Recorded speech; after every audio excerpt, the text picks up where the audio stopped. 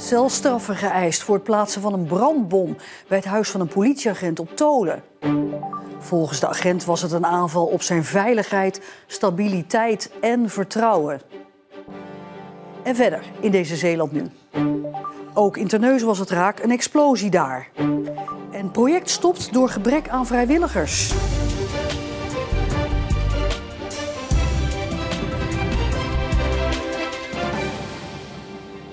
Goedenavond. Het Openbaar Ministerie heeft straffen tussen 1 en 4 jaar cel geëist tegen 3 verdachten die betrokken waren bij het afsteken van een brandbom bij het huis van een politieagent op Tolen in september 2023. Het gezin van de agent ligt rustig te slapen als plotseling een brandbom ontploft bij de voordeur. Door de klap raakt het rolluik beschadigd en het huis is tot de dakgoot zwart geblakerd.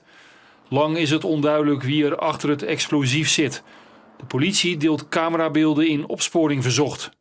Pas maanden later, in maart 2024, worden in 3 dagen tijd 5 verdachten aangehouden. En in december dat jaar volgt nog een laatste aanhouding.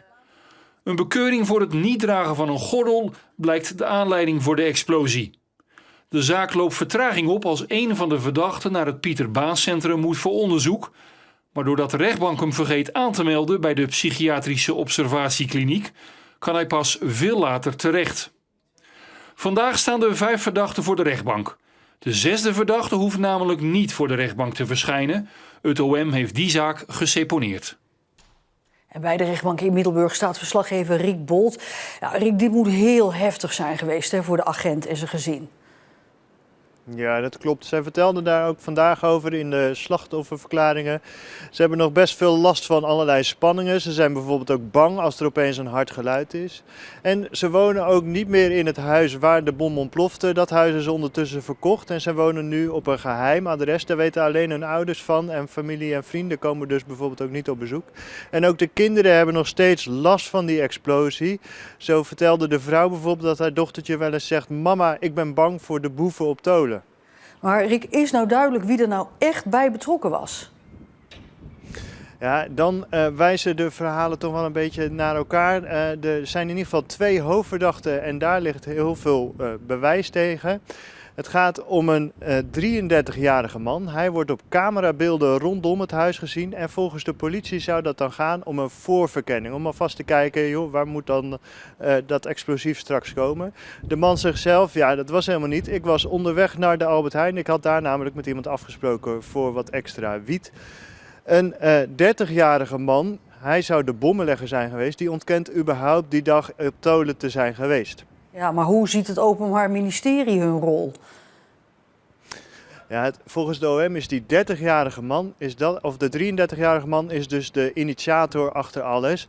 Hij zou boos zijn geweest omdat hij een bekeuring had gekregen voor het niet dragen van een autogordel. En dan is wel opvallend, ja, de agent die in het huis woonde is niet de agent die de bekeuring uitschreef. Er zijn allerlei getuigen tegen hem en allerlei chats wijzen ook op zijn betrokkenheid. En daarom eist het OM 4 jaar cel. Hij zit al 2 jaar vast, dus dan moet hij nog 2 jaar lang vastzitten. De 30-jarige man die de bommenlegger zou zijn, die ontkent ook alles. En hij zegt, even kijken, ook tegen hem zijn allerlei getuigen. En daarom zegt het OM, ja, jij bent er wel betrokken bij geweest. Daarom eisen ze 3 jaar cel. Dus hij krijgt iets minder geëist omdat hij niet zou hebben geweten dat het om een agent ging. Maar goed, 2 hoofdverdachten dus en er zijn nog andere verdachten. Ja, klopt. Dan is er nog een andere man. Tegen hem wordt 1 jaar cel geëist omdat hij de bommenlegger vervoerd zou hebben.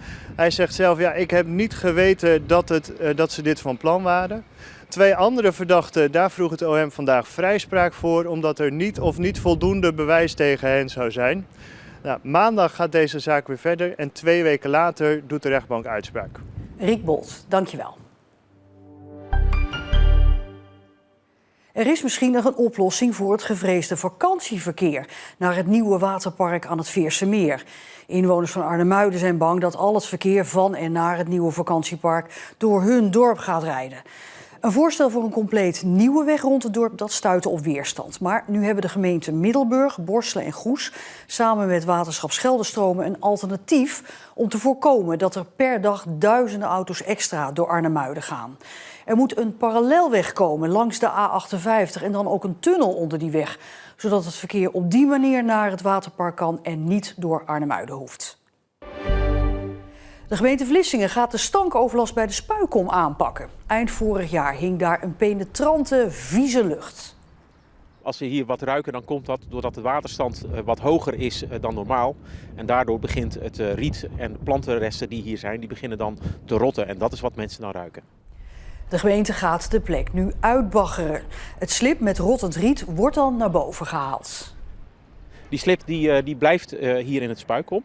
Dat water loopt er dan uit en dan droogt het op. En die schone grond die wordt dan later ook gebruikt in de verdere ontwikkeling hier van het Spuikom. De gemeente roept inwoners op om stankoverlast ook in de toekomst te blijven melden. Een enorme knal vannacht rond 12:30 in de portiek van de flat aan de Vondelstraat in Terneuzen. En dat gebeurde door een explosie. Door de kracht van die explosie sneuvelden tientallen ruiten en raakten ook meerdere deuren ontzet. Het is niet duidelijk of er nou sprake is van een ongeluk of een opzettelijke explosie. De rust is teruggekeerd in de Vondelstraat in Terneuzen nadat hier vannacht een harde explosie is gehoord. Politielinten, glasscherven en dichtgespijkerde ramen is alles wat de rest van wat er hier vannacht is gebeurd. Kapotte muren, kapotte glas. Ja. Ik heb de klap gehoord, ik dacht eerst dat het vuurwerk was, maar mijn vriend zei van niet. Dus ja. Hoewel nog niet duidelijk is wat er is ontploft, wordt een gasexplosie al uitgesloten. Kort na de ontploffing ontstond brand op de begane grond. De knal was kilometers in de omtrek te horen. Wat vindt u ervan dat dit hier gebeurd is? Ja, er gebeuren hier wel eens meer dingen, dus we zijn het al een beetje gewend. Andere flatbewoners en buurtbewoners die ik heb gesproken willen niet voor de camera reageren. Maar ze hebben allemaal de harde klap gehoord vannacht. Maar hebben daarna ook gewoon doorgeslapen omdat ze er niet van zijn geschrokken.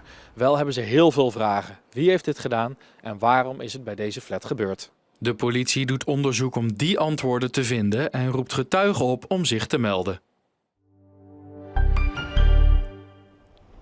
Tot hun grote opluchting hebben ze bij de Westerschelde-ferry geen last van de hoge brandstofprijzen door de oorlog in het Midden-Oosten. Want bij de ferry hebben ze afgelopen oktober qua prijs een hele goede brandstofdeal kunnen sluiten. Die voor heel 2026 doorloopt. En de directie hoopt ook voor 2027 een goede deal te kunnen maken. Want dan moet de ferry extra gaan varen in verband met de gestremde Westerschelde-tunnel. Boeren in de omgeving van Sas van Gent gaan samen met Cargill een waterproject starten om aan extra zoet water te komen voor de landbouw. Grondstoffenproducent Cargill gaat haar afvalwater zuiveren en aan de boeren leveren. Het extra water is hard nodig om de toenemende droge periodes in de landbouw op te vangen. 3 Zeeuwen die een overval beraamden op het casino in Sluis hoeven niet terug de cel in. Het gaat om een medewerkster van het casino die de overval samen met 2 mannen in scène zette. Maar de overval mislukte toen een van de 2 mannen van schrik van de trap afviel en zijn arm brak toen opeens een andere medewerker kwam kijken.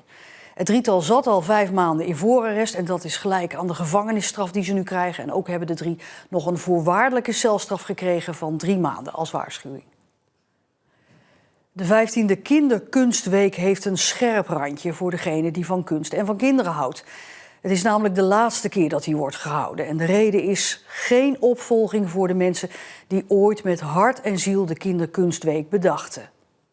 3, 2, 1. Wow! Met een klap op een rode knop werd de laatste Kinderkunstweek geopend door kunstenaar Koos Buster.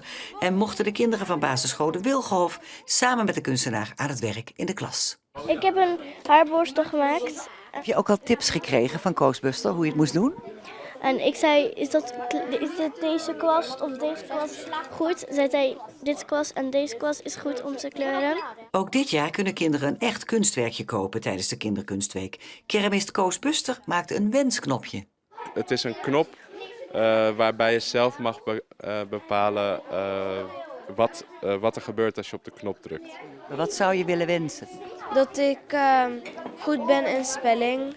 Dat er meer kunstonderwijs komt voor kinderen op scholen. Dat was 15 jaar geleden ook het ideaalbeeld op de allereerste Kinderkunstweek. En dat was hier, op dat Abdijplein. En dat was heel leuk. En we hadden natuurlijk een hele beroemde kunstenaar ook. Marinus Boezem. Hij was bereid om een kunstwerk te maken voor de kinderen. Want dat was uiteindelijk toch ook het doel van deze hele opzet. Kinderen echt confronteren met hele belangrijke kunstenaars en hun kunstwerk. En wat het leukste was, vond ik toch, dat was het idee om kinderen ook een kunstwerk te kunnen laten kopen. Het is ook bedoeld om scholen, leerkrachten en tegenwoordig ook BSO's te ontzorgen. Door het aan te bieden op een presenteerblaadje. Je kan natuurlijk wel mensen Mondrianingen laten kleuren. Maar het gaat er natuurlijk om dat je echt de essentie van zo'n kunstenaar probeert voor jonge kinderen al duidelijk te maken. En door dat kijken naar kunst hebben ze ideeën, zijn ze geprikkeld, geïnspireerd. En dan gaat het ons altijd om het proces. Halverwege het werk kun je ineens denken, ja, nee, ik wil geen huis, ik wil toch een boerderij. Ik noem maar even een voorbeeld. En dan kunnen kinderen daarin begeleid worden. Dus het gaat ons niet direct om het resultaat, maar vooral het proces dat kinderen ervaren om iets te maken. Bekende kunstenaars werkten samen met de Kinderkunstweek, zoals Kamagurka, Wim Hofman en Paul en Menno de Nooijer. En als laatste dus nu Koos Buster. Ik denk dat niets eeuwig is, maar ik blijf zelf vinden dat het heel erg jammer is dat er toch niet zo'n kunstaanbod blijft voor kinderen in het basisonderwijs. Want dat heeft toch echt wel in een leemte voorzien. Deze donderdag verliep overal droog en er waren perioden met zon. Wel stond er een stevige zuidwestenwind met windkracht 5 tot 6. Vannacht regen en ook waait het hard, maar in de loop van morgen wordt het droog en komt de zon er weer bij. Het wordt dan maximaal 10 graden. Zaterdag blijft het droog met wat zon. Maar zondagmiddag zien we weer wat regen vanuit het westen en maandag dan nog een paar laatste buien. En daarna belooft het een droge week te worden met oplopende temperaturen. Meer nieuws uit Zeeland op onze radio, onze website en de social media kanalen. Lees op onze site meer over de medewerker van gevangenis Torentijd in Middelburg, die op staande voet is ontslagen omdat hij drugs de gevangenis insmokkelde. En daarmee besluiten we deze Zeeland nu nog een hele fijne donderdagavond en graag tot morgen.